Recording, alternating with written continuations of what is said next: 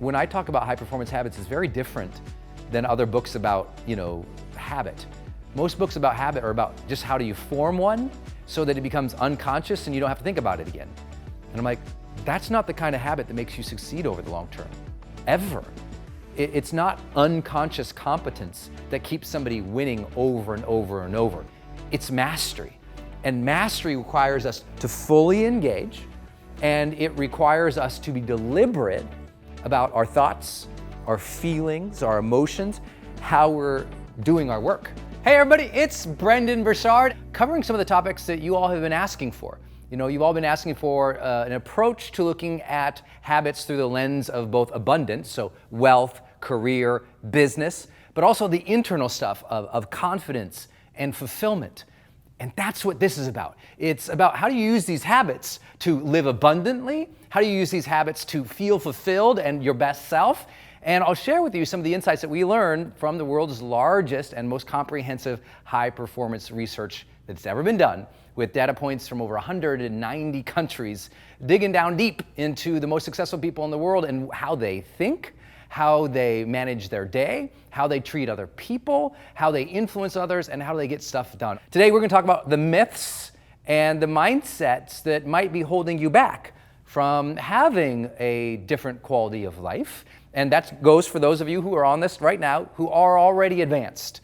Because what we found with high performers worldwide is sometimes the way they were thinking looked differently or was more advanced than the general public. In other areas, not so much. It was just that they made common sense, common practice.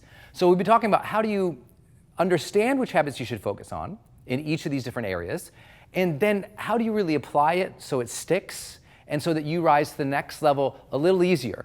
Because look, maybe your last journey that got you to where you are today was really hard.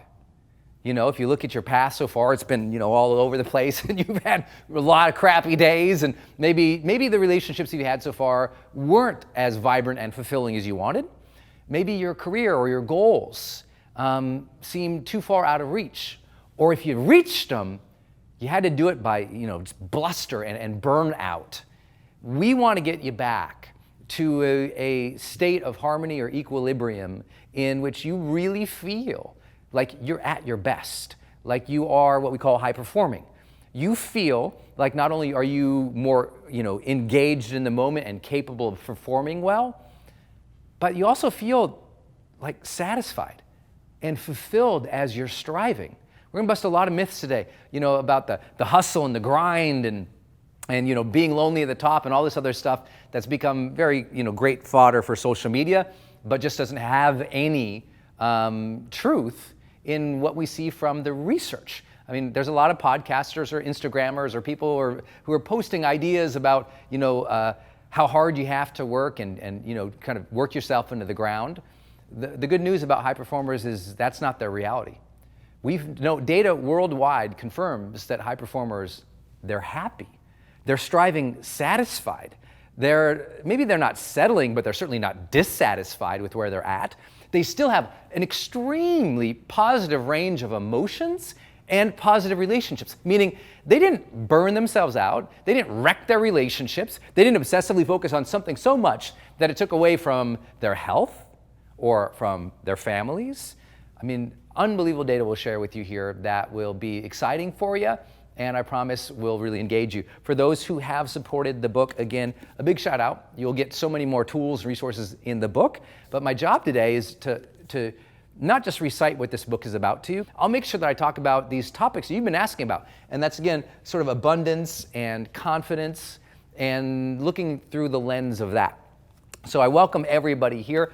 You've already supported me, so this is me just saying thank you and teaching based on what you've already been asking us about business and career, confidence, fulfillment, handling other relationships, chasing and pursuing your dream and staying after it, and not apologizing when you have ambitions that might be higher than other people around you.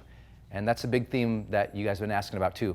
And so with all that, I've got a curriculum in mind. First, I want to baseline everybody into a high performance conversation to get your mind into both the book and into your life, thinking about how are you performing already? Like how's it going in your relationships, in your health, in your career? Are you as far along as you wanted to be? Do you feel like that incredible sense of vibrancy and joy at what you're doing, even when it's hard, even if it's a struggle, because that happens too? How do you stay on rhythm, getting stuff done, and not alienate the humans around you when you're tired, exhausted, or frustrated? We'll talk about all of that too. Now, this might sound like, gosh, Brendon, we got a lot to talk about. I'm like, we do. The good news is this book creates a framework in which it's possible for me to teach a concept and then talk to you about your career and your health and your wealth in that one area. And it's also a beauty of this experience we get to have here today. Make sure you take this time to really think about your life. This could be just an informational presentation for you, or it could be transformational. I always tell people, when you're taking notes, either you're just writing down what you're hearing and you're excited about it, or you're writing your manifesto. You're writing your goals and your dreams and that next level stuff for you. And that's important. So look at it this way. This is a great time of the year to check in and see how you're feeling about the major areas of your life, to really score yourself. Throughout this podcast today, I'll be asking you to score yourself on a scale of 1 to 10. 1, you suck at that area right now, if you're honest. And 10, you're crushing it. You're great. What's number 11 for you? We'll talk about all of this here as well. I'm going to go into some of the insights about the book so that we're all on the same page, because I know some of you haven't got it yet. You ordered it, maybe it didn't ship to you yet through Amazon or wherever you got it. So let me give you a high-level overview of the main habits. And when I talk about each of the habits, then we'll jump down into other parts of your life, okay? So this book is literally what the subtitle says, How Extraordinary People Become That Way. And why is it different? And why is what we're talking about different here today?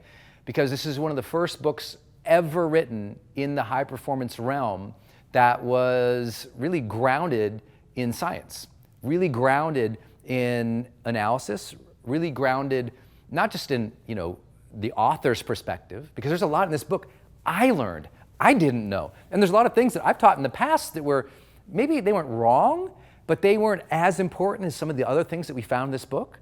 And like I said earlier, some of the things in this book, common sense, but not common practice. But I got data points, over 2 million data points from 190 countries. We did more diligence and discipline in finding what correlated to people's sense of their long-term success than anyone's ever done before. And then it wasn't just data and surveys, it was me jumping into interviews with the people who scored the highest. And these are people who are already in the top 15%, maybe in their category, where that's their career or their industry or their age range or their income level. Then I'd interview the top 15% of the top 15%. And I wasn't doing it for entertainment style, like what you hear, like as an example in podcasts, where they're like, tell me about your childhood and how did you find this passion? And I mean, those are good, but these were structured academic sort of interviews. I did ethnographic research, and we did the deep dive into these people's lives to understand what they were really doing. I was asking habits, as you'll see in this book, when you see the list of questions we gave them, it was pretty intense. These interviews were very practical, and that's what makes this book, I really think, special.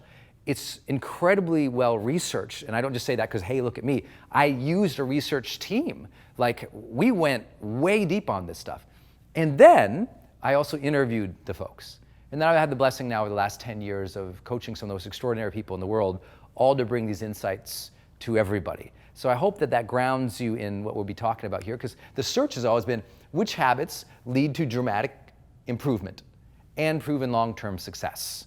And when we say proven long-term success, we mean that these people could document, it was an observable measure, whether that was by income or years of success, or even if it was their own self-ascribed levels of success over a year, then validated by a 360 performance assessment.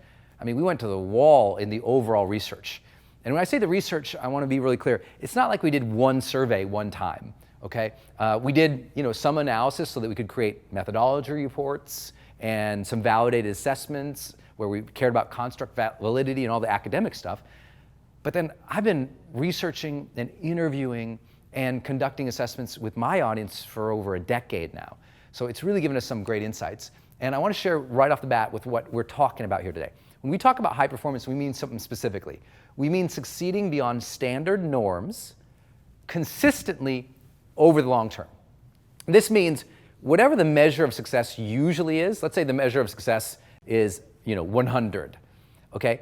A high performer would be scoring higher than that 100, and they have been consistently scoring higher than that 100, whatever that 100 means, long term. And our long term was we were looking at least 3 to 5 years of sustained performance in a category. And then for many people we interviewed, we're talking decades at the top of their game. So this was really fascinating research. And I just want to get into what it feels like for you, though, because I don't want it to feel like, oh, Brendon's just going to talk about academic stuff the whole time. Here's what it feels like. And this is important for you to write these 3 things down, okay? If you haven't written anything down yet, that's okay. Now begin. You need 3 things to feel like you're going to consistently be at your best so that you can perform, okay? We did keyword analyses on all of our subjects, and we asked them, if you could describe how you feel when you are high performing in any given situation. For some people, that meant, performing well on the field. Other people, doing well on a test, because high performance is correlated with GPA and academic performance too. And then, maybe it's in their craft of what they're doing as an artist or a business person.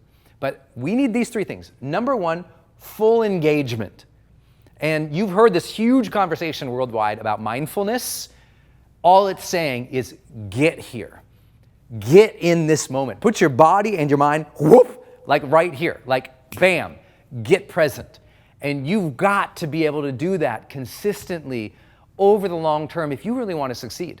And I know you already know that, but how many times, have you found yourself just going through the motions? You just kind of get up, you go over, you slam down that coffee or that morning shake, and then you're off to the day. But then you realize it might be 3, 4 o'clock, and you haven't felt yourself all day. You know what I mean? You haven't felt your heart. You haven't noticed your breath. You haven't really observed your own attitude and your own thoughts. You've been sort of oblivious to other people because you're typing along, they come in and express a need, and you found yourself answering something, but they left the room and you don't even remember what you just talked about with them. You ever been there? So maybe you can score yourself. Let's be honest.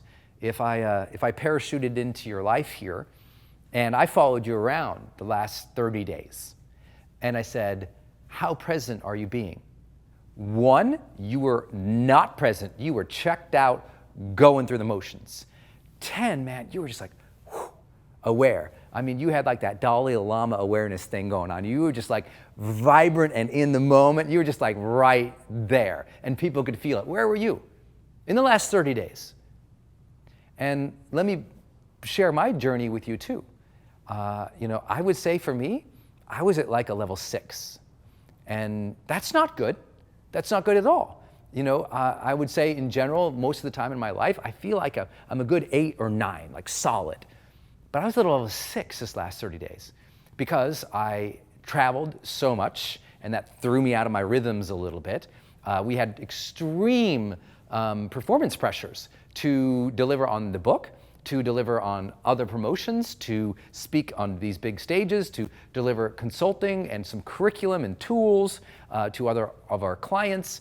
It was on. So I hope that as I talk through this with you today, there's not a sense of like I figured everything out. You and me, we're going to work on these high performance habits our entire life.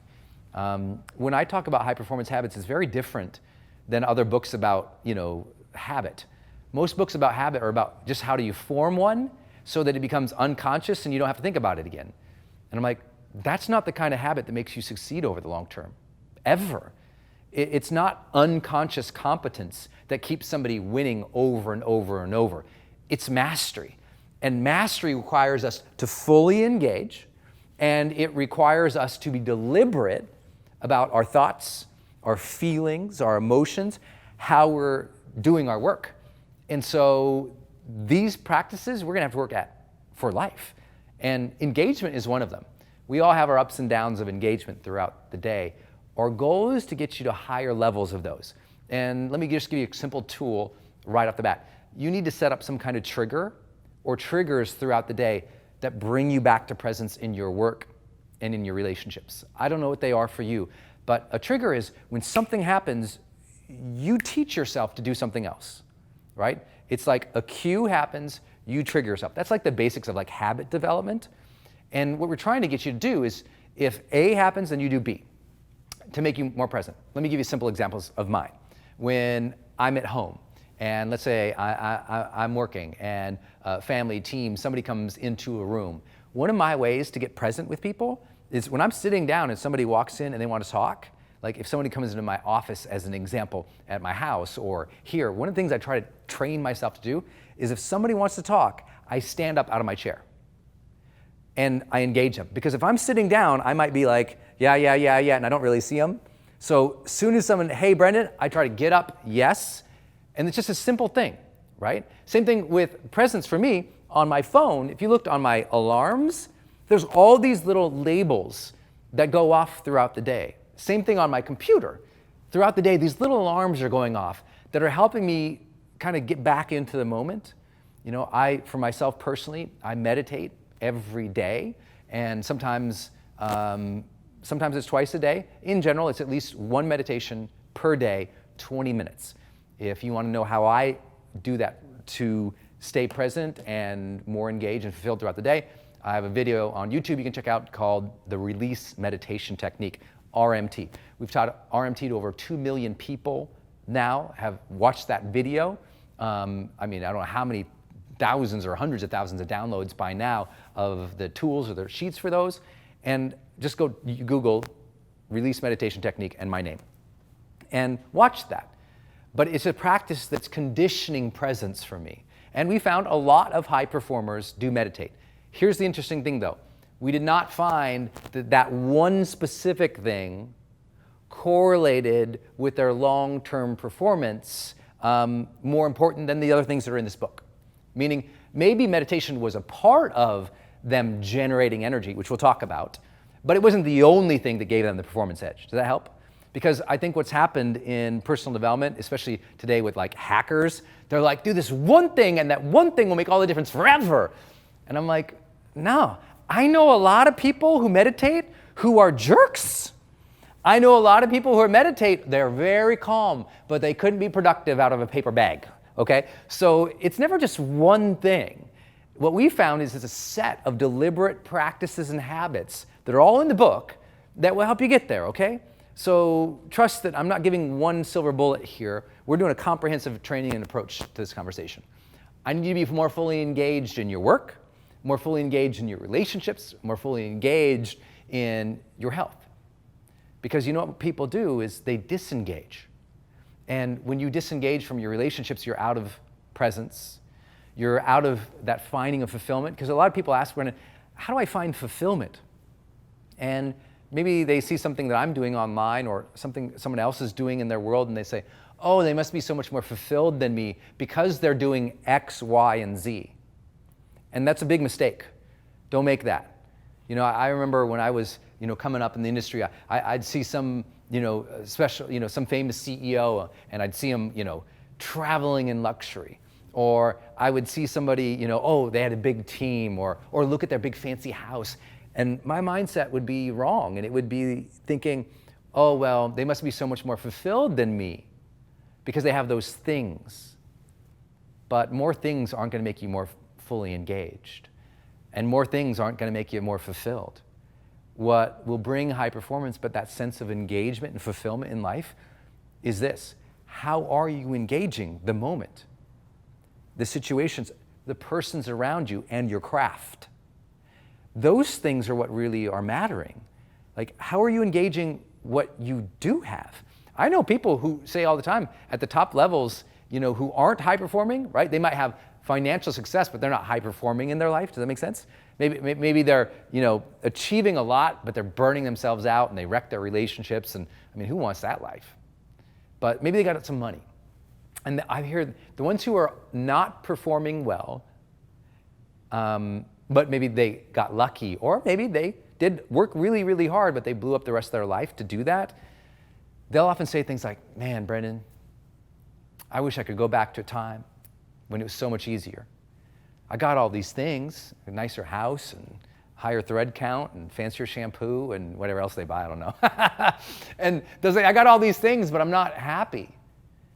And their lack of fulfillment isn't going to be fulfilled by filling up their bank account a little bit more. It's just not where it's going to come from. Your next level of fulfillment and high performance is going to come from training yourself to more fully engage in the moment. Let me say it again. Your next level of fulfillment in life, literally life fulfillment, satisfaction, and high performance are both correlated, and we can measure life satisfaction scale, high performance indicator scale. Both those are strongly correlated with how you are deciding to engage in the moment. Where there's engagement and presence there really matters. If we can up those things, then the research in my interviews suggest that you'll be more fulfilled and you'll be higher performing. So score yourself. How are you really engaging the day? Are you conscious? Are you deliberate? Are you aware? Are you present? Or are you just going through the motions, man? And if you're just going through the motions, don't make the mistake I made when I was a young person. Okay, I'm still young. Don't make the mistake I remember making in my 20s so often, in that I would say, well, I'm not engaged because the work sucks. This job sucks. You know, I'm not engaged here because I don't like that coworker. And you cannot blame your level of engagement on anybody else. You control your level of engagement in life. You cannot blame anybody else. And as soon as you do that, you're tearing yourself from your personal power, and you're guaranteeing that you're not going to fill your dream. Because what you'll end up doing is you just, it's almost like blade by blade of excuses and blame. You're knocking down, your own potential. And so be very careful to ever blame engagement on other people or anything else, right? Look, I'm here with you, and I hope you feel my presence right here with you. It's been a crazy, 72 hours for us. We've been really going to serve you guys and make this possible. I mean, we've been going. I can't walk in the studio today and be a high-performing trainer if I walk into you and I say, I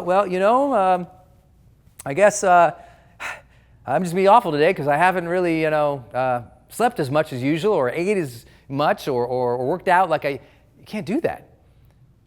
I can't blame my engagement on last night or the day before, because in the moments that you are called to serve, you either choose that you are going to be deliberate and rise to that occasion, or you're going to blame something. So rise, my friends. Measure your engagement. Second big thing, and I promise I won't go this long on all of them, okay? The second big one, though, is joy. Joy. If you're not as wealthy as you wanted to be, you're probably not as joyful on the wealth journey as you should be. I was amazed by this. The level of happiness that high performers have, that's a big life outcome in the measures of psychology, right? Whether or not people are happy. And there's lots of scales that have been conducted and used over the years to determine that, and we leveraged a lot of that to make sure that we validated our overall construct here. It was amazing to see how happy high performers are worldwide.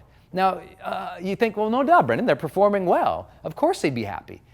Yeah, but one thing was really interesting. We think often the cart before the horse. We say, oh, well, they became happy because they're high performing. But in my interviews, I often found that when somebody switched their attitude and became happy, in other words, generated happiness, then they started performing higher. It's like they're not happy just because they're wealthy. They got happy and started feeling wealthier in all areas of their lives, right? The abundance came into their life. It's not like abundance came in, thank God, now I'm happy. It was reverse order. They chose positive emotions over and over and over and over and over, meaning they chose their attitude, they chose to be an optimist, they chose to be happy, and by choosing happiness in their life, it became easier to perform even the mundane tasks that you and I wouldn't like and maybe we complain about a little bit. Meaning, coming from that place of a deep sense of gratitude, happiness, or joy, experiencing lots of joy, not because necessarily something gave you joy, but you brought the joy, that helps you get better. Like, if you're ever around me, it's pretty rare that I complain. I'll be very factual about like what I'm doing, like how's it going? I'm like, it's bananas crazy, but I won't complain about it because I feel joyful in the opportunity to serve. I think that if you have the opportunity to serve, you don't complain about the work required to do it. You know? It's like you honor that part, that struggle, that difficulty to serve, but more than just like begrudging it, bring the joy. Look, there is a reason why worldwide that people understand the concept of whistle while you work. As soon as you say it, people go, oh, I know what that means. And it's not just because of Walt Disney, though he did a pretty good job on that one, right? It's because we know we should be happy engaging our day and not waiting for some delivery day when we finally become happy. If that sounds too common sense for you, okay, if I jumped into your life in the last 6 months and I looked at how much happiness you brought to the day, not took from it, you brought. I don't mean like, oh, well, Brendon, you could follow me around. My children brought me so much joy. I'm like, okay, that's one level, right? That's joy that the situations of the world can give you. But you know what? There's been a lot of turmoil in the world. I know we have people, some friends watching this right now, impacted, catastrophically by Hurricane Irma, Harvey, by what's going on right now as I'm filming this, by earthquakes around the world, by other major storms, by political turmoil, by, real difficulties of life. And I know that hardship because I grew up with some very difficult times, and I have supported people in maybe the most difficult times of life, including death, by doing hospice work. I've seen a lot. And having coached for a decade, you can imagine, I talk about people's problems all day. I'm pretty familiar with people, how they handle them. And the person who can will themselves to choose happiness even amid that and bring it into the situations. About 3 blocks from right behind your camera is a street here in Portland, Oregon. It's a tough place. And they have a couple soup kitchens on the line there. And if you ever go volunteer in your local city, I hope you'll volunteer in your community and make that a big part of your life. But if you ever go volunteer at let's say a soup kitchen, it's so obvious when you see a good volunteer. It's not that they know where everything is. It's that they are happily doing the work that most people would see you're like, well, man, the guy's sweeping the floor volunteering. And you think, I'm glad I didn't get that task, right? You could think that. But the guy be whistling and having a good time and just so happy to be helping out. The people who are happy to be helping out are bringing joy into the situations of life. That's making them feel more happy, more engaged, and they perform better. Because you know what sucks? When you're just doing the grind and it's 10 p.m. at night and you hate the process. You know what I'm talking about? When it's 10 o'clock and you know you need to stay up till 2 in the morning and it's a grind and you identify it as I just got to hustle and I just got to grind right now. Guess what? That 10 p.m. till that 2 a.m., you know what that's going to feel like? It's going to hurt. That's what it's going to feel like. I know. I was there last night at 10 p.m. going, I got to go to at least 2 a.m. minimum. How am I going to approach this next block of time? Am I going to be like, oh, I can't believe I have to do this again? And we're like, I'm going to grind it out. No, I'm like, okay, I'm going to bring some joy to this process because if I can put some positive emotion on this, and guess what? 11, noon, 1, 2, let's rock. Okay, yes, sir. 11, midnight, 1, 2, let's rock. But I'm enjoying it. I'm having it. Like, if you actually saw me work, you're like, he must be on something. Why is he like that? And it's not caffeine. Trust me, ask my team. It's not. I have no caffeine in front of me right now. Sometimes I do, but nothing right now. Because I'm very susceptible to that. Some of you guys are too, It's like if my arm got cut off and you gave me an Advil, it'd grow back. It's like I'm very susceptible to things that I put in my body because I'm pretty clean in general. So I'll tell you, it's like, it's not that gets me through. And what gets me through is joy. Write it down. I really mean this. Write it down in your journal. What gets me through is joy. What gets me through is joy. That attitude didn't just change my life. I found it over and over and over again in the top 15% of the top 15%. They engaged the work even when it wasn't sexy because of the attitude they brought to it. And you know this, again, I know it's common sense but not common practice, but Viktor Frankl talked about it. The last of our human freedoms is the ability to choose one's own attitude. Next up, confidence. You got to start approaching your work with confidence. Same thing, listen to this. You think, and this might be your big stumbling block, so please listen. You think just as soon as you get more success, just as soon as you get more accolades, respect, support, money, experience, competence, a better community of people around you, then you will now have earned the right and the blessing to be more confident. Is it true? People wait for something to give them happiness. They also wait for something to give them confidence. And that was a stunner. Confidence was so strongly intertwined in the conversations between the 6 habits that we'll go through. It stunned me. Even though I'd have a program called the Confidence Course, I still didn't know until we did this data to understand how important that is for people. So, but not to have it, to generate it. Your next level of performance at what you're doing does not only need to come from competence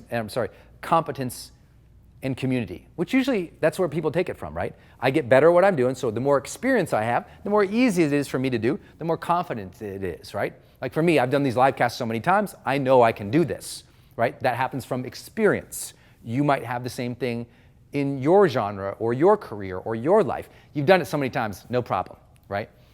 But there's an unconscious competence to that because you've done it so many times.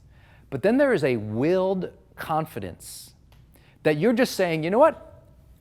I'm going to do this confidently. Write it down, my friend. Just literally write down the words. I'm going to do this confidently. Just choose that. See, most people, they start bumbling into something and then they want it to give them confidence. When I first started doing videos or books or training or on the big stages, I would have seen in that movie that we got, like my development was a little slow. Over my first couple years, I don't think I performed that much better. And it was because I kept waiting for something like some kind of like size of a stage or I don't know what I was waiting for to be more of a confident speaker. And then I was talking with a person who's very high performing and not even in my industry, but he was telling me about how he just decided to start owning his role in his business. He was the CEO of his business. He said, one day, Brendon, when I walked in the door, I don't know what it was for me, but I walked into the door, Brendon, and I knew I owned that space. You know, I was leasing it. He said, I didn't really own it because I owned the space I was in. And I realized these are my employees. This is my space. And he said, I just stepped in full to the ownership role of who I was. And he goes, instantly I became a better leader because I owned it now. I was confident that that's who I was and what I did.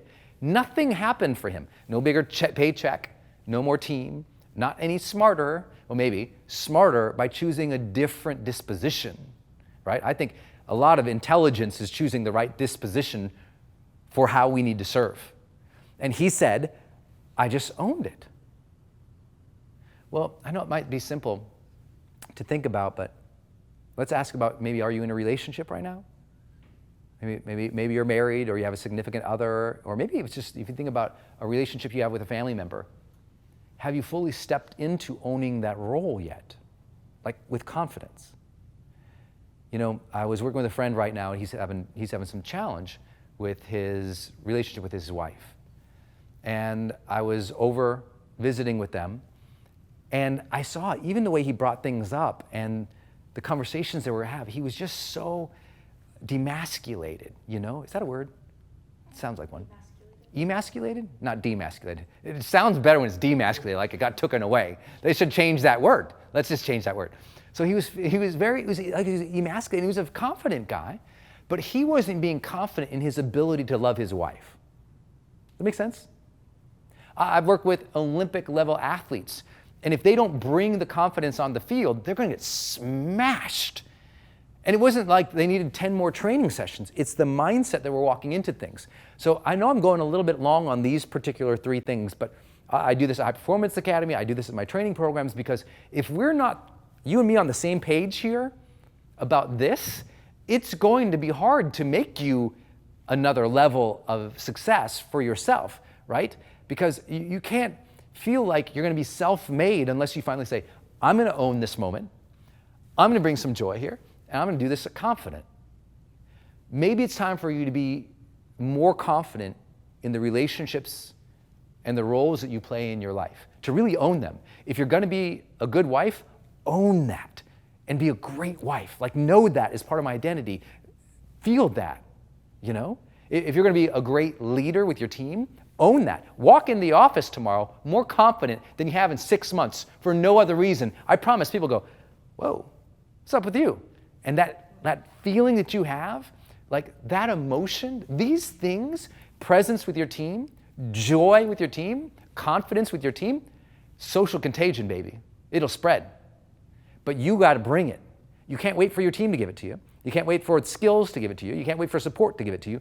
If we can get you pulling these 3 feelings into your life, we're going to put you on the same deck as high performers. Because as I walked around and had the conversations, they had these things, some of them, but most of them brought it.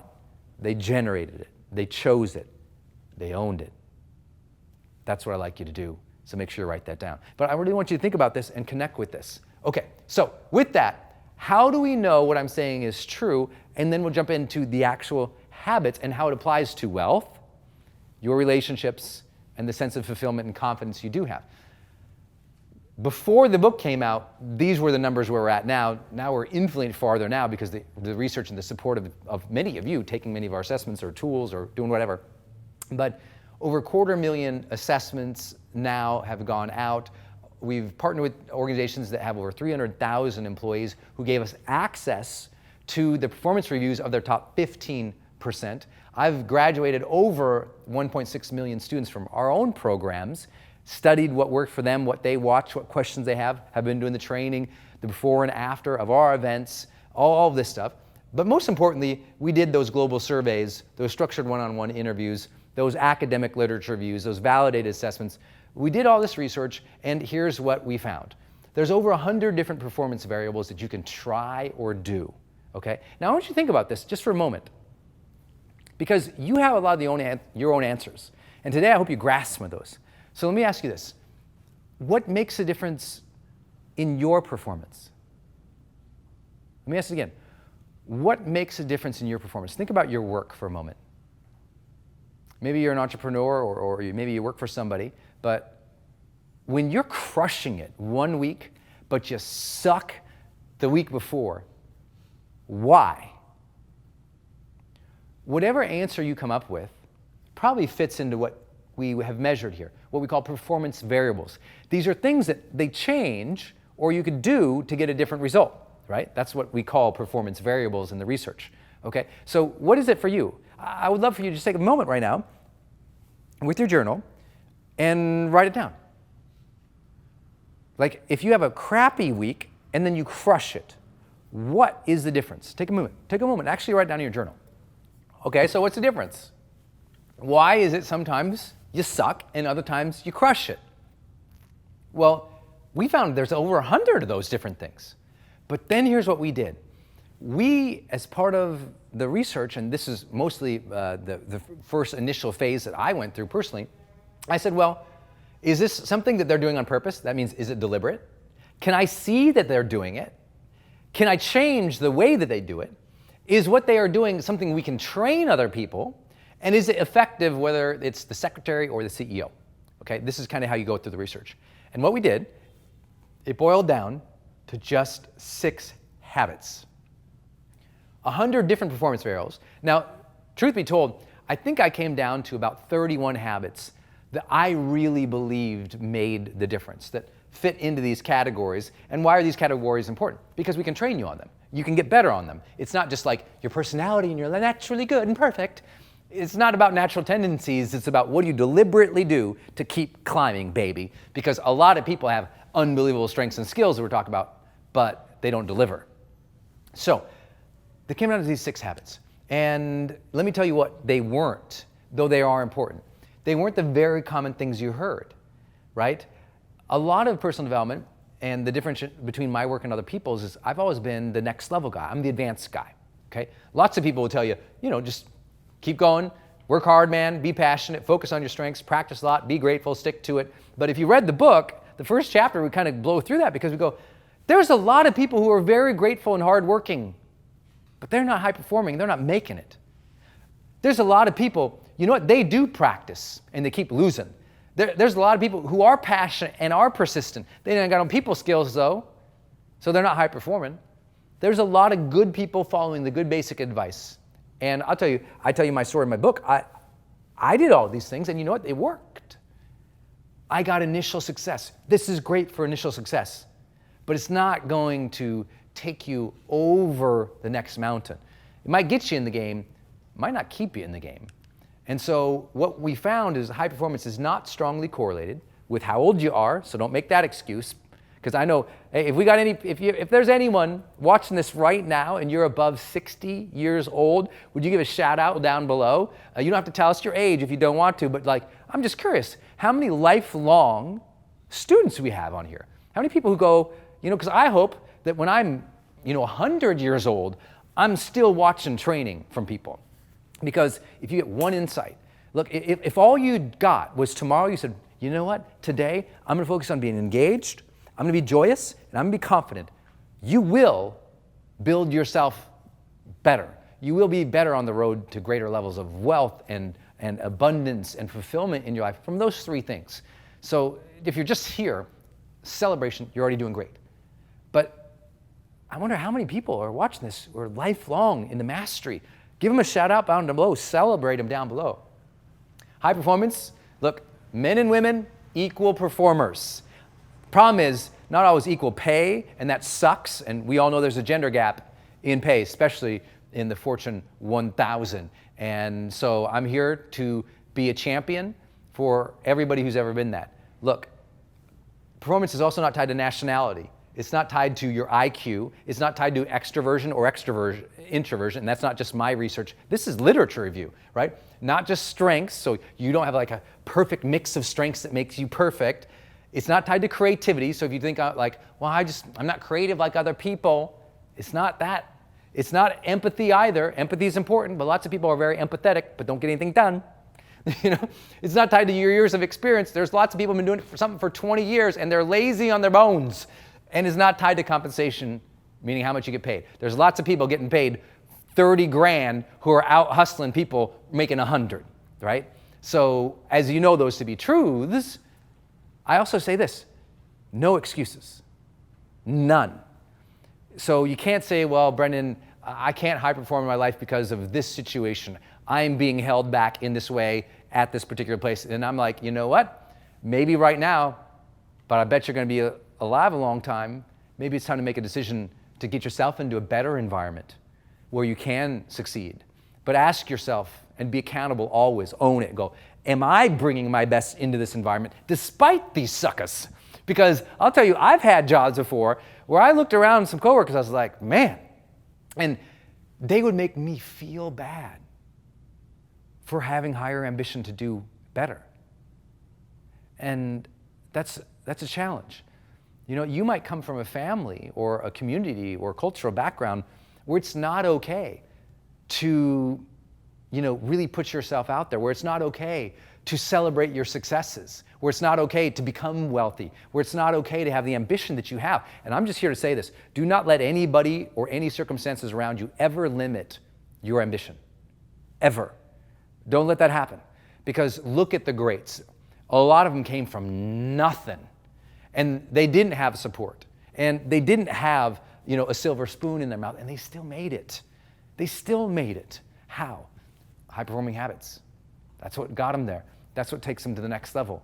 So don't think it's like if you weren't, imbued with a perfectly creative mind, or you don't find yourself, as likable as other people, or you feel like, you take your Myers-Briggs and look, Myers-Briggs is not correlated with long-term high performance. It's just not. Personality isn't. Even in deep psychological studies, and you can do lots of work in psychology, and I know we got a lot of psychologists here, so give a shout out, test the book, run it through me, and ask that. And you know that even in the big 5 personality traits measured in academic sciences for psychology, and those typically are like, whether or not your levels of openness, let's say, your levels of conscientiousness, extroversion, agreeableness, neuroticism, that kind of thing, those big 5.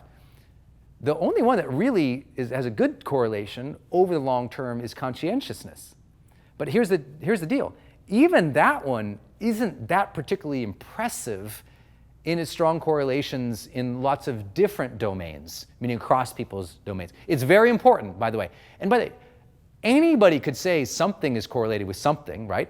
I challenge my own research because you know what? We also found strongly correlated with success. I don't know, people who took showers. People who eat food. Wow. I mean, look, we could say people who wear shoes succeed. I mean, we could make there's no doubt that you can bend the science towards whatever, and a lot of psychologists do that, unfortunately. We did a pretty good discipline here in the research.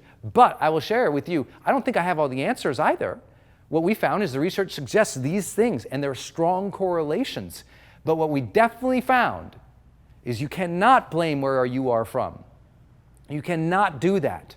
Because we had people who had no money and they're crushing it. And I bet there's people right now, like you were the first one in your family. How many of you were the first ones in your family to really succeed? I mean, really do it. Just type down below, just go, first one. I'm curious, all the people watching right now, were you the first one? You didn't have a lot of things. Maybe you had, a very challenging upbringing just like your siblings, but you crushed through for some reason. Why? It's not because you were better than, or your personality was perfect than somebody else. It was, I bet, the high-performing habits that we'll talk about. So why am I saying this? I want you to write this one down. No excuses. Maybe you'll take a moment and pause me at some point, whether it's on the replay or now, and just write at the top of your journal, my old excuses. And write down everything you've been allowing yourself to think or feel or do to hold you back. The old excuses, right? Well, I'm not happy because my spouse. Your spouse, I know, can significantly shape your happiness, but you got to own your own happiness, right? Look at all the things in the world that can make us unhappy right now. I mean, look at all of them. And look at how easily and almost in some ways, and forgive the language because I don't like this language, but I think it's important to be abrupt with this particular one. Look how pathetic some members of our society are being right now in blaming everything else and being pathetically pulled into the negative karma and the negative energy, right? I do. I think of that, and if you don't like that word, I'm taking it from even a perspective. Do you remember Winnie the Pooh? You remember Winnie the Pooh? He had those 2 little friends. He had, one of them was like Piglet, the pink one, and he had the other one. What was it? It was a donkey, right? Remember Eeyore? You remember Eeyore? Was that a little pathetic little dude? He was a pathetic little dude. I don't know if you don't like that language, but he was a pathetic little donkey, okay? And some people, they are being pathetic like that because they say, it's the news. It's got me so down. I'm like, the news? You're an adult and you're letting the news get you down? It's the people at work. The people at work, and you're over the age of 18 and you're blaming them for your attitude? I just say, look, conscious adults, it's on us to be self-aware and to own our own feelings and emotions at some point. We can't keep being Eeyore. Did I get the name right? It's Eeyore, right? Yep. The pathetic donkey. Yep. Yes, okay, I said it, okay. If you need a little, if you like to use a metaphor like that, by the way, make sure you go read a book called The Tao of Pooh.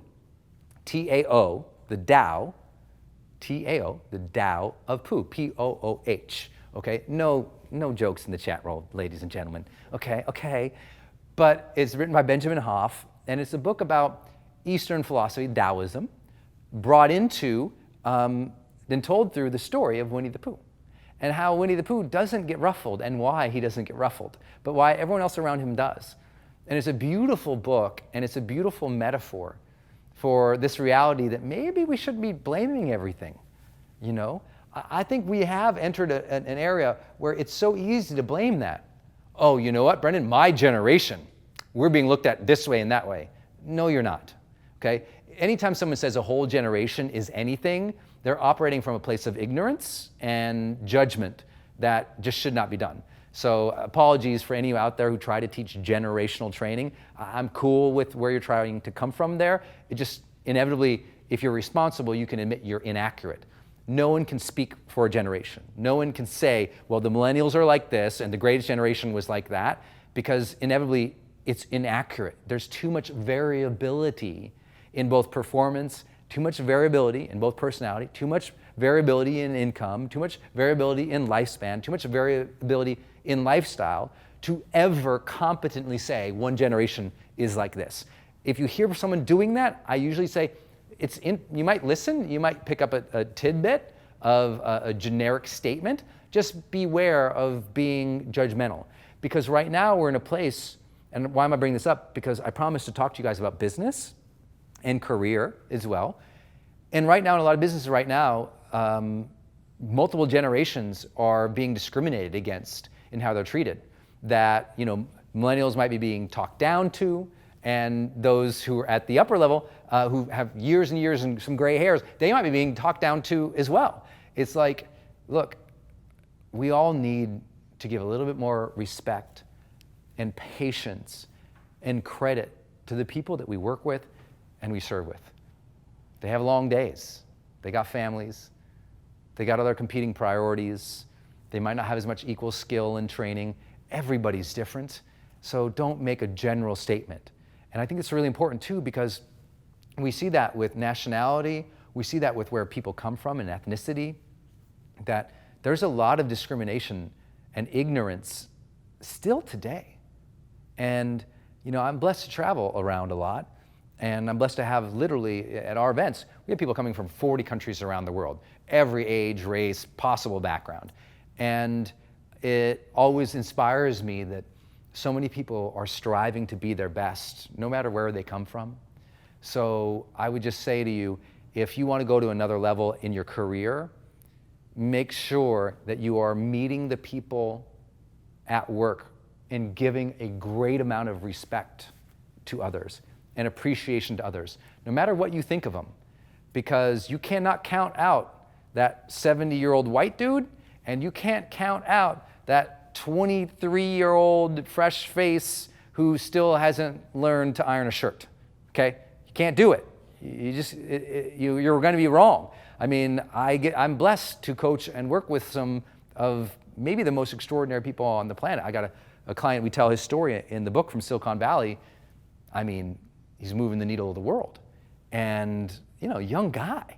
And everybody, you know, discounted this person at some point. They were wrong. So don't discount based on these. I know this might be like, yeah, I get it, Brendon. But your next level of performance is going to come from the way in which you engage the people around you. And if you are judging them quickly, you're in trouble. That's all I'm here to say, because you probably can't guess their performance. Next up, I want to address one big elephant in the room, and that is about strengths. There is a very big issue that we have been bought and sold about the strengths. And I say this with respect because strengths are a good thing. Like, I love to do things I'm strong at. It's great. But I also know that my strengths are not sufficient for me to go to a new level too. They're part of the equation, but they're not all the equation. Because here's what we found.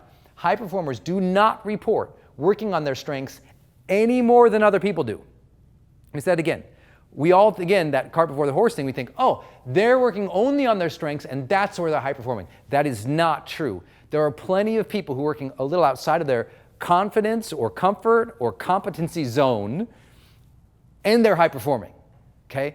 You don't have to have this perfect mix, because you know what? I know a lot of people who took the Strengths Finder and they scored really high and they feel good about themselves and they can't do crap, okay? I know you do too, right? If you're in an organization that they rolled out the Strengths Finder, you saw it probably didn't do what you were promised. And so I think it's a feel-good attitude, and it's better than just bemoaning our weaknesses, but our strengths are insufficient. And here's the thing, it doesn't matter anyway. And I know that sounds flippant, but high performers, they're not like, what am I strong at? What am I perfect at? Let me just do that. We want to do that. That's very Instagram worldy. High performers are saying, who am I and what am I? They're not saying as much, who am I and what am I good at? Though they know those answers. Listen, listen to me.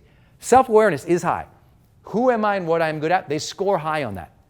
But the question of operation for the day isn't usually in the morning like, who am I? What am I good at? And I'm only going to do what I'm good at today, baby. They're asking a different kind of question. Boy, that's going to be a meme somewhere. I shouldn't have done that movement. They're going to say, what is required to be of service here?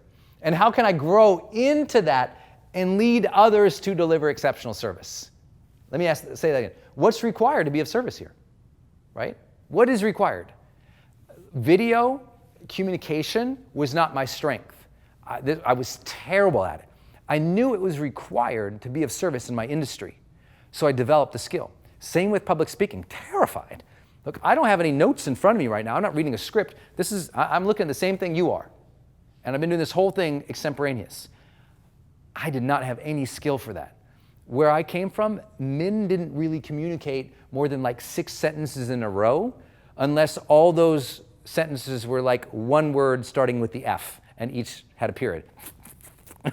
So I didn't grow up with an incredible articulate group of people around me, okay? And I'm not judging that, because I wasn't either. So it's not about, like, I was naturally skilled at this. It was, listen, I identified the primary skills that were important to my career, and I went and mastered them, regardless if I had any affinity or strengths in that area. Let me say it again. I identified the skills that were necessary in my industry, and I went and mastered them regardless if I was good or regardless if I liked it. Believe me, the first time I sat down to code a web page, I was like hating it. I was like, I don't even think like this. I looked at the web page just like everybody else. I'm like, I don't know how to do this. I don't even know what this button does. And I was constantly terrified I was going to crash. Something I was like, I'm not a technology thinker. My brain was not like that. And that was my excuse. My brain was not like that. Because I also came up during another myth time. We're in myth time right now, that all you need is your strengths. There was another myth time, and that myth time was left brain versus right brain.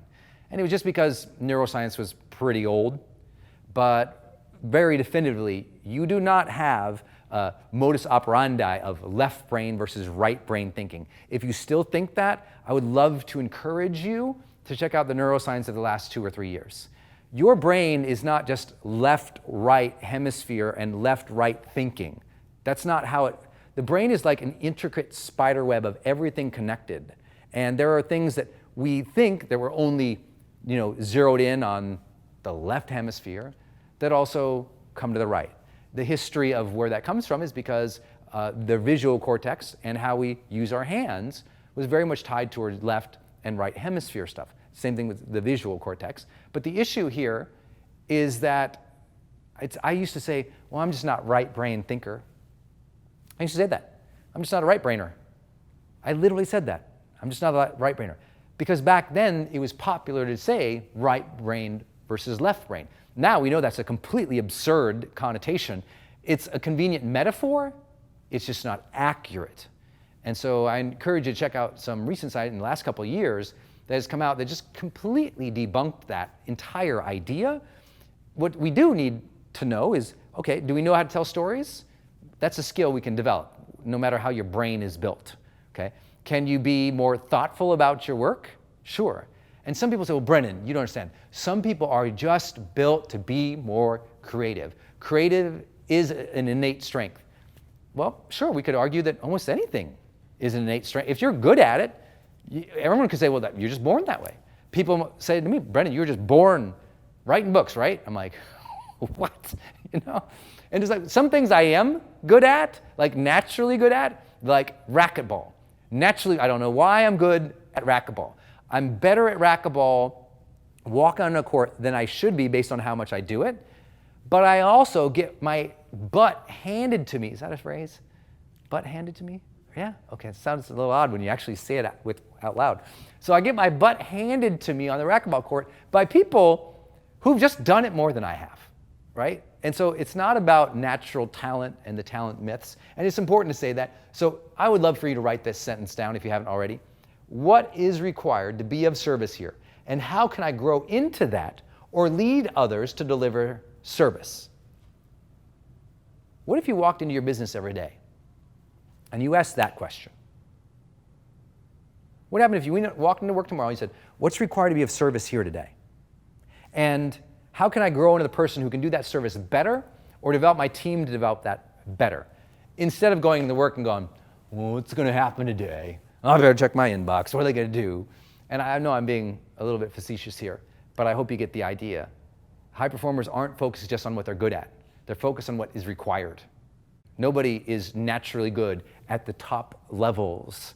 They got there. They disciplined themselves. They worked harder than everybody else. Even if they had some luck of genetic to be bigger, stronger, faster, or have some other mental capability. There's lots of people with high IQ who don't do anything. There's lots of really tall, strong, powerful people who don't play in the stereotypical NBA. I mean, it's about the hard work to be there and the high performance we'll talk about.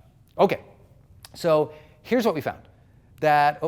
We found that high performance habits ultimately fall into two camps. There's the personal habits and there's the social habits, and they interact, okay? They interact. And as I go through each of them, I'll be talking about your wealth, following your dream, and taking on some of those promises about which dreams to chase, etc., that I talked about at the top of the hour.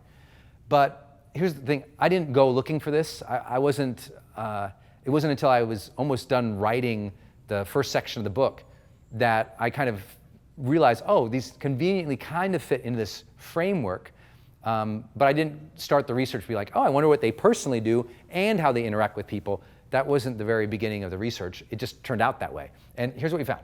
In the personal habits, there's three of them. Number one is seeking clarity. I don't know why I'm doing that. Seek clarity. And this is so basic, and it will fundamentally change your life when you start doing it better. High performers more consistently seek clarity about who they are, how they want to interact with people, and what feeling and meaning they will draw from their work than other people. My favorite example is most people bumble into the next meeting, and that's why they're no good at work. They just keep bumbling into the next situation, bumbling in, because when you're good, you can kind of just bumble around, right? You can just pop over here, show up over there, do good over here. But high performers are more deliberate. Right before they go in the meeting, they sit and they seek clarity. They go, okay, meeting's coming up. Who do I want to be in that meeting?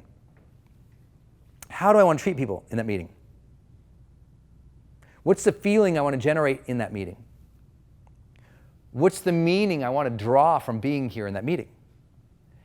And that might sound overly constructed, and in some ways it is, but almost always when I did the interviews, I found out that they were asking questions more often than other people in those categories of who they are, how they treat people, the feeling they want to create, and the meaning they want to draw from it. That's the things I found over and over and over in the book. And specifically, that high performers, this was a big finding that also a lot of literature review finds this in Success, and that is high performers are future-oriented. They are more consistent than other people considering their future. Because a lot of people, they go through the whole year and they don't think about their future until New Year's Eve or when their birthday hits, 30, 40, 50, 60, 70, 80, 90, 100. Then they start really getting... High performers have a very consistent thought process about the future, about who they're going to be in the future, where they're going to be, how they're going to treat people, what they're going to achieve, what's going to be fulfilling to them. And they're asking of themselves more often. Yeah, I think it's one of the reasons we found that they tend to be more dedicated to their personal growth than other people, is because they're really interested in that. I think that's very hopeful. That what if you just create a simple, like maybe create an index card. If you got the book, in this chapter, there's something called the clarity chart. And if you did not know it, you can go get it and download it. I'll just give it to you guys right here. Go to highperformancehabits.com/tools. If you check me on that team, I think that's what it is. highperformancehabits.com/tools. You can download the clarity chart so you can print it out and actually fill it out. You can do it in the book too, but if you guys want to do that, highperformancehabits.com/tools, and you'll see the clarity chart there. Download it. Check it out. There's a bunch of other tools. Yeah, there's a bunch of other performance prompts on that page. Like all the questions that I ask you in this book for the performance prompts, you can download them at that website too. It's free for you guys, right?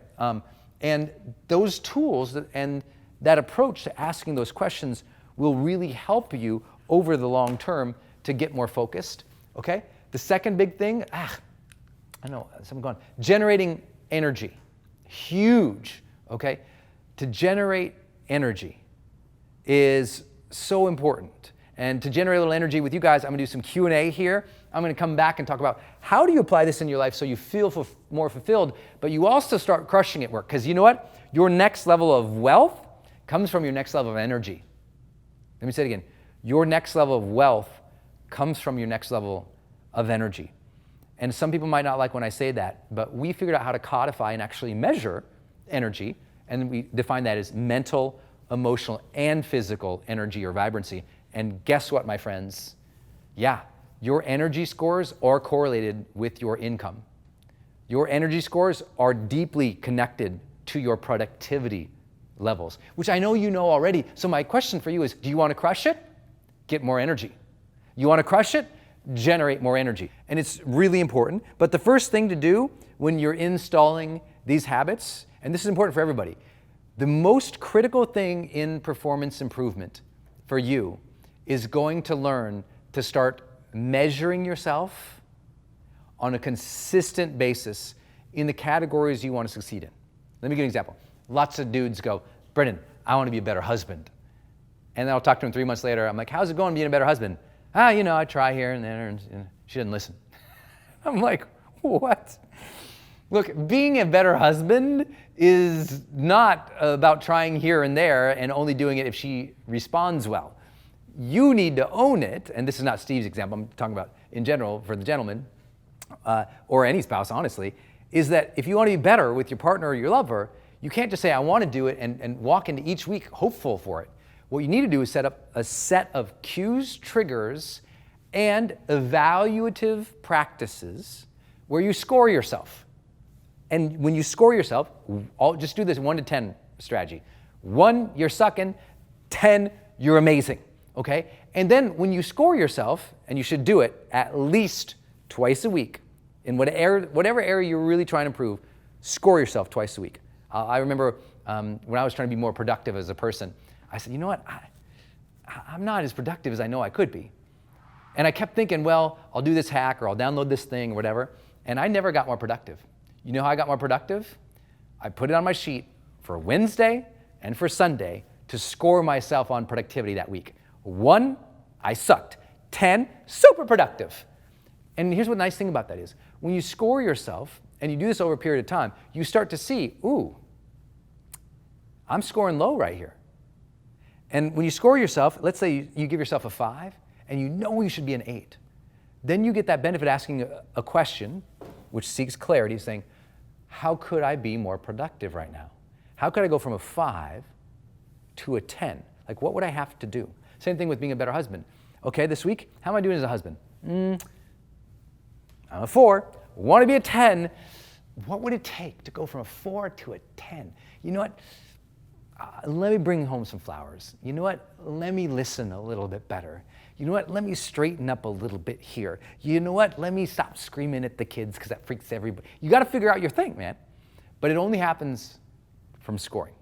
So let me suggest a simple thing to help you, Steve, tactically get out of frustration more often. Very simple. And that is, I want you to read the chapter on energy, since we're there. And the first practice of this, you'll love it, is called release tension, set intention. Frustration is usually built across the day. One little thing upsets us, then another thing upsets us. We didn't let those go, a third thing stacks on it. Then a fourth thing stacks on us. And then throughout the day, we're picking up more frustration. And at the end of the day, we're so frustrated we can't do anything. And so we don't want to do our good practices, take care of our health, or be thoughtful. And so here's what I want you to think about. I would love for you to do whatever, if you're in between activities, let's say you do your email, now you're going to do a PowerPoint presentation, pull away from the email, close your eyes, repeat the word release to yourself, just for 3 minutes. Just repeat, release, release, like a mantra. Release, release, release.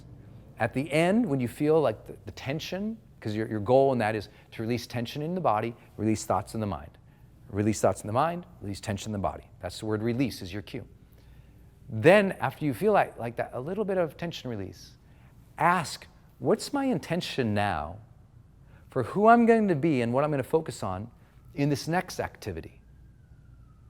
And that little pause between things throughout the day will start be like releasing baggage throughout the day, releasing energetic negativity that's been built up on to you. And here's the thing, you might say, well, Brendon, that's not good enough because I'm frustrated about everything. I'm frustrated about my health, and I'm frustrated about my career, and I'm frustrated about my marriage. And people who are frustrated, they make that frustration big, but it's easy to get really frustrated and globalize frustration. I'm frustrated with everything, right? Don't do that. Realize that frustration is being built up throughout the day. Take back control of your life by taking back all those little micro moments between your activities to release the tension. And if you start doing that and you are releasing the tension, stepping into the next moment with some intention, what you're going to start to find, I promise you, is less frustration in the body. And when you have less frustration in the body, your mind will operate at a better level. Let me move on through the rest of this. I'm going to orient this next section especially to wealth, business, career stuff, because I think we're all on the same page now, and hopefully I've got you rattling and thinking about this stuff. Social habits. Number one, increase productivity. Here's what I want you to do. I want you to start this week. Today is Wednesday, as I'm filming this. So what I want you to do is I want you to score yourself tonight on your productivity, okay? 1, you were terribly ineffective the last 7 days of your life. 10, you were incredibly effective the last 7 days of your life. And I want you to know why. Why do you have that number? Okay? And what I would love for you to do, especially if you're a business owner or a solopreneur, entrepreneurs, listen. You need to start scoring yourself on productivity every week. It needs to be part of your life. And I mean this genuinely. You cannot keep waiting until your performance review or quarterly numbers, end of the launch, end of life. Like, one thing that really moved the needle for me was understanding that high performers, they're really measuring themselves on productivity. Specifically, they're asking if they have created what we call PQO, prolific quality output, in the areas that matter. All right? Is what you are being judged on, either in your job or in the marketplace, are you putting it out there? You know? Look at the most followed people in the world. They are consistent, man. Look at the most extraordinary people in any career. Consistent. Why? Because they have set up their lives so that consistency must take place. They measure themselves on that, or maybe they're compensating themselves on that, or they do it with their team reviews. But I'm telling you what, this one cannot be an intention. Let me say that again. This cannot be an intention. You cannot just say, I'm going to be more productive. I'm going to be more productive. I'm thinking productivity. I'm attracting productivity-ness into my body. This is not going to work for you, okay? Productivity cannot be an intention. Increasing productivity must be an implementation of a scorecard for you.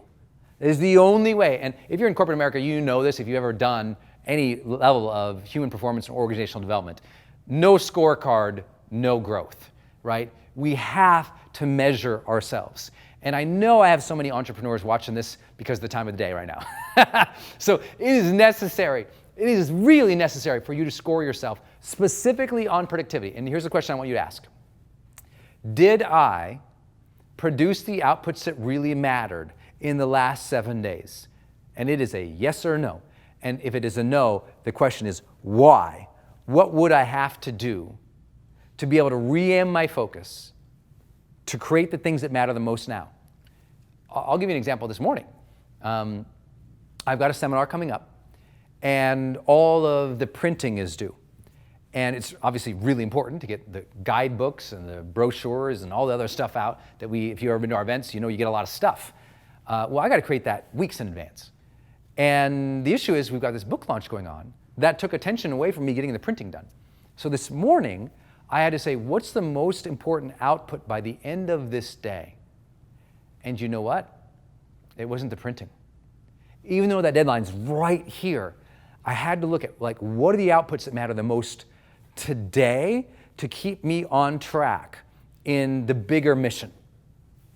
And I had to literally text my team. I said, when is the last drop dead moment we can get that? And they scrambled to find another printer that was even closer and more flexible so that I could have an extra couple days. Even though this one printer said it has to be done tonight, I had to question that to say, what is most important to create right now to keep me on track to the overall mission? And some other things superseded that. That happened this morning. And I say that because too many people, they don't do the analysis in the morning. What they do is they get up, they bumble into their day, then they react to everybody on email, then they do the things that they put in their calendar week 3, 7 weeks ago. I want you every morning to do a performance analysis of what you have planned that day and go, is what's on my calendar today really necessary for today? Is what is on my calendar really going to help me achieve more prolific quality output in my field of endeavor? And if the answer is no, my friends, stop, cancel it, break the meeting, don't do the thing, move the deadline. But I am here to say, you need to do that every morning. Look, if all I could get you to do is 3 simple things.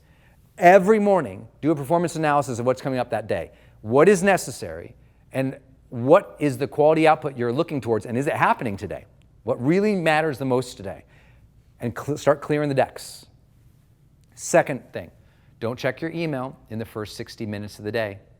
Just don't, okay? If you stop checking your email in the first 60 minutes of the day, and now that includes direct messages and texts and everything else that we're bombarded with on social media, stop. Spend the 60 minutes of your day thinking, planning, preparing, readying your body, having a discussion, even if it has to be with the team, for what the day should be about versus reacting.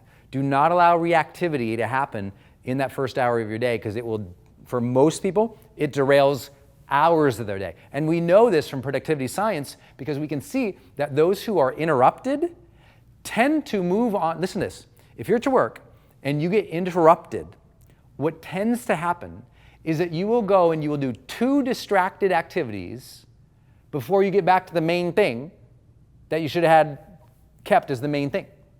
So that's the science. It's usually 2 for 1. It's I get interrupted, and when I get interrupted, now I'm going to go back to my computer, do 2 dumb, stupid things that don't matter before I return to the very thing that I was working on before I was interrupted. So you really need to be careful of reactivity and interruptions in that first hour of your day especially.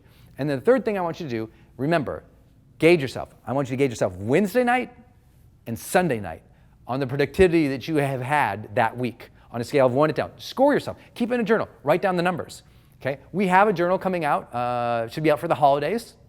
A full high performance type program that has lots of cool stuff in it. But you can do it in your own journal. Score yourself 1 to 10 every single week. Okay, I need to move on, I know. Develop influence. This is really important. I want you to do a strategy session tonight. And I want you to sit down and I want you to say, what would make me more influential in my career right now so that in 1 year from now, I'm doubling my output? Ask this question again. What would make me more influential in my career right now so that in a year from now, I am doubling my output. Let me give an example. If I say, okay, I'll take a financial area because it makes it easier for people. Let's call it, if I'm selling X number of products right now, okay? Let's say I'm selling 1,000 products a day, okay? If in a year from now, I'm gonna have 2,000 products sold a day, what kind of influence would I have to gain to make that happen? Now that influence for me, that could be hiring somebody who's extraordinary. That could be elevating my brand and my messaging in the marketplace. That could be influence of me getting around bigger influencers who might give me access to their audience. It could be me doing more interviews. It could be getting better affiliates. It could be me learning, for me, to develop, communicate with better excellence so I have more influence. I don't know what it is, but I need to figure that out. Most people have not tied their influence to their outputs. And that's why they're struggling. They're just trying to bang their head against the wall more often. And that's not helping them. What you need to do is think, how could you be more influential? Because isn't it true if you became more influential, things might get easier? Isn't it true if you became more influential, you could inspire your tribe to help you more? Isn't it true if you became more influential, you could get people to believe in you, buy from you, support you more? That's why I think this chapter is so important and this work is so unique. The reason high performance studies is so unique is we are not studying individual differences only correlated and related to initial success. Because I'm telling you, too many psychologists who now want to get into training and who now want to be out there speaking, they have not studied the history of personal development enough. And their mistake, a lot of professionals do this, psychologists, psychiatrists, professionals will often say, or especially academics, they'll say, oh, those stupid self-help people, they're just making stuff up. No, they're relying on over 100 years of things that have been put out there that we know. I'll give you an example. Grit with Angela Duckworth, who's unbelievable, by the way, and I love that book and love Angela's work, and everything that's coming out of University of Pennsylvania is so important right now. But most of that is lagging behind about 40 years from the personal development and self-help market. They've already been talking about it. And a mistake that happens often is that a psychologist doesn't walk across the hallway to the sociologist and talk with them. And so you have things that perpetuate in the academic circles that are not sometimes as well thought out in the general marketplace. They're good in their one place, but not, for example, communicating to people that success is really tied to grit, passion, and perseverance is a dramatic mistake that any person in personal development or organizational development could tell you 30 years ago. Why? Because passion, perseverance, while important individual differences, when organizational development people talk about how does it work in the field, they realize if you had all the passion in the world and all the perseverance, but you lacked people skills, the ability to influence others positively, you'd be dead in the water. Meaning, Tom Brady is not Tom Brady just because he's passionate and perseverant. He's also Tom Brady because he's a leader, because he's got extraordinary people skills with his team. Because think about how many passionate and persevering people who also do a lot of practice ruined their relationships with their coaches or their teammates, and now they're not star athletes anymore. We have to have influence in the conversation with high performance, and our reports and our work and research and all of my empirical work proves it. You cannot just look at individual differences. Why does this matter? Because you need to relook at the relationships you have at work and in your industries, and you need to ask, how can I develop more influence at work? How can I develop a better relationship with everybody at work? And it's not just going to be because you're happier and more passionate. And it's not going to be just because you work harder and you persevere through resilient all the time. Those are important. Believe me, those are important. But if you don't start working on your network, you will not grow your net worth. Remember that one? That's 50 years old too. You need to develop that network And you need to develop the nodes in that network with deeper, more meaningful relationships. And anyone who talks to you about success, who does not talk about influence, I just say, run. Because that person has not even done the casual observations. It is more important for you to realize your next level is tied to your next level of influence with your family, with your friends, with the people you serve and sell to. I really need you to connect to that idea. It's everything to your business success now, okay? You need to gauge more influence. See what the influencers are doing, model that, but ask, how could you drive so much value and positivity into other people's lives, regardless of your strength or regardless of what you're passionate about? Because that's what we think. Well, I can only add value where I'm passionate. I'm like, what? No, you add value by solving problems. Sometimes those problems aren't correlated with your strengths or your personality. Sometimes those have nothing to do with what you're even capable of. A lot of the things I've done over my career to help people, I didn't know how to do it yet. I had to get in the mix and train myself because I knew if I could solve that problem, I could develop influence. If I could develop influence, I could solve bigger problems. If I could solve bigger problems and develop more influence, I might be able to move the needle of the world a little bit. People ask all the time, how do you have so many followers, Brendon? It's not because of my passion, and it's not just because of perseverance. It's because I cared about developing the skills of influence. How do you do it? In the book, we talk a lot about your necessity of shaping people's thoughts. Your ability to direct the conversation so that people are discovering what they think and that you're shaping their thoughts as well. And also challenging people. For most of you watching right now, one of the things that's going to bring you back to life, we're talking about vibrancy, aliveness, fulfillment, is challenging yourself, but also challenging other people. You want to feel more fulfilled in your family life? Challenge your family to rise. That's hard to say, and I get it. Some of you are like, oh my God, if I challenge my family, I know. But maybe you challenge them by just being the role model. But if you want any given situation you're in to improve, challenge people. And I know that might sound esoteric, but look at the best marketers in the world. What do? They do 30-day challenges. Why are they always doing challenges? Because they work. Because when you engage people and you push them, they want to be part of your tribe. So how are you pushing people? Are you leading the way? Are you really challenging the people around you to rise to other levels of excellence? Or are you just letting them go through the motions? And it's easier to let people go through the motions than develop influence. And that's why we also must, demonstrate courage. When we demonstrate and develop courage internally, that means we speak up for ourselves and other people more consistently and more constantly. And here's what I want you to do. I want you to ask this simple question.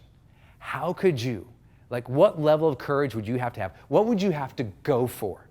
What would you have to go for to double your wealth? What level of courage would you have to double your wealth? What level of courage would you have to double your happiness in life? Right now, we can just choose in the moment to be happy, but how would you have to start showing up? What's beyond your comfort zone that's going to bring the accolades, the appreciation, the reward? Because there's something there. There's something. If you will challenge yourself to be a little more courageous, a little more bold, to speak up for yourself and other people a little bit more, to take more confident and trusting steps into the unknown, I promise you, you will shift the results you're getting.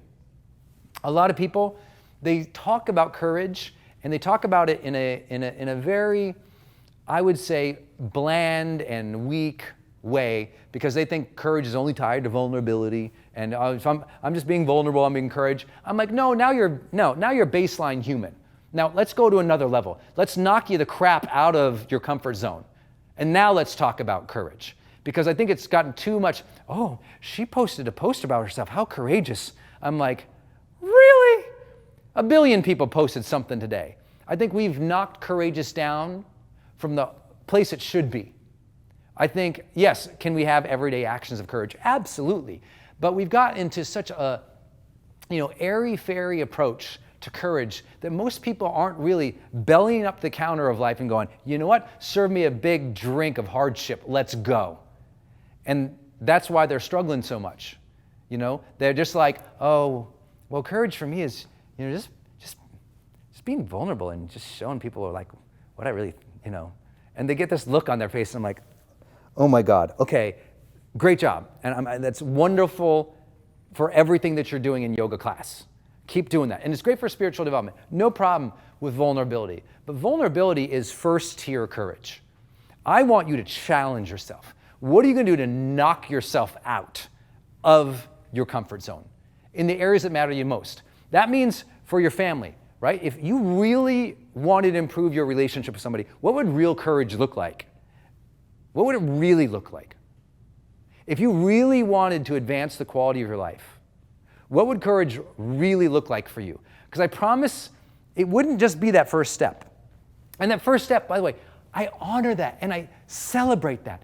But we have gotten a little bit wimpy in this approach. And people don't like when I say that, but it's true.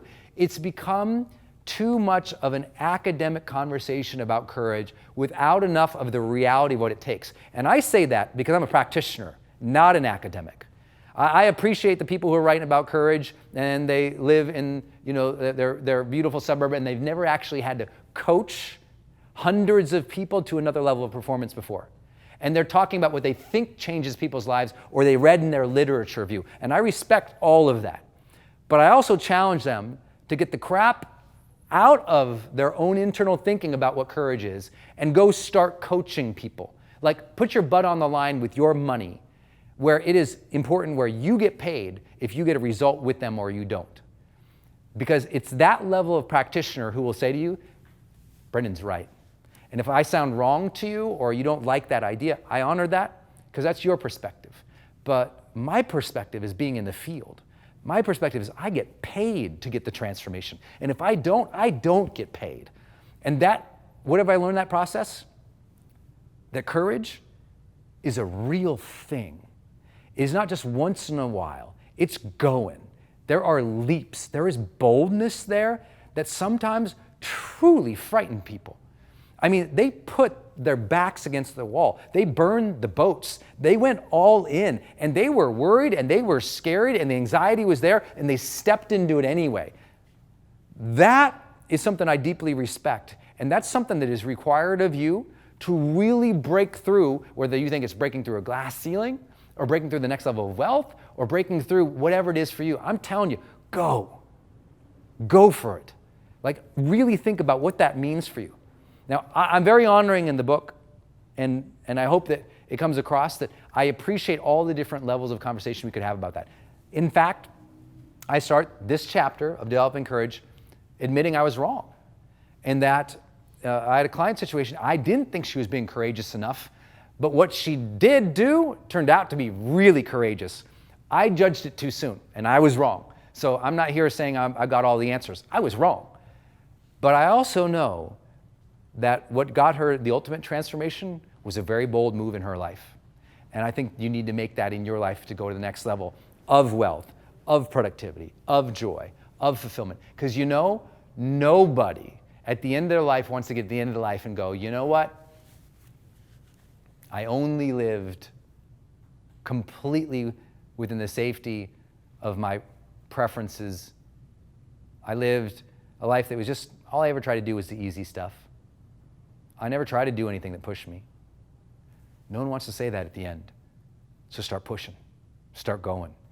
If you've ever chosen a year to be bold and courageous, make it this year, because I know from the numbers and the data and the research, but more importantly, years, 10 years at the top of high performance training in the world and getting the results for people, courage, gotta have it.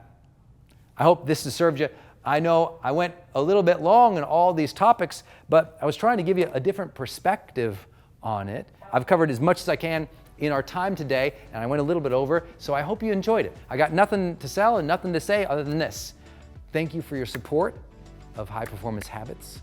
Please do the work in the book, put it into practice. Please know this, with deep motivation in your heart, and the right high performance habits, you can become more extraordinary at what you do. So every day of your life, read a little bit of high performance habits to get you back in that mindset if you need to do that. And as always, make sure, go out there every single day, live fully, love openly, and go make a difference today. Thank you again for all of your support. I'll talk to you all soon. Hey, it's Brendon. I just want to thank you for watching my channel. There's so many other teachings and trainings on this channel, so please enjoy. Thanks for being here. Also, for those who want to go to another level, I have an upcoming Certified High Performance Coach Certification Week.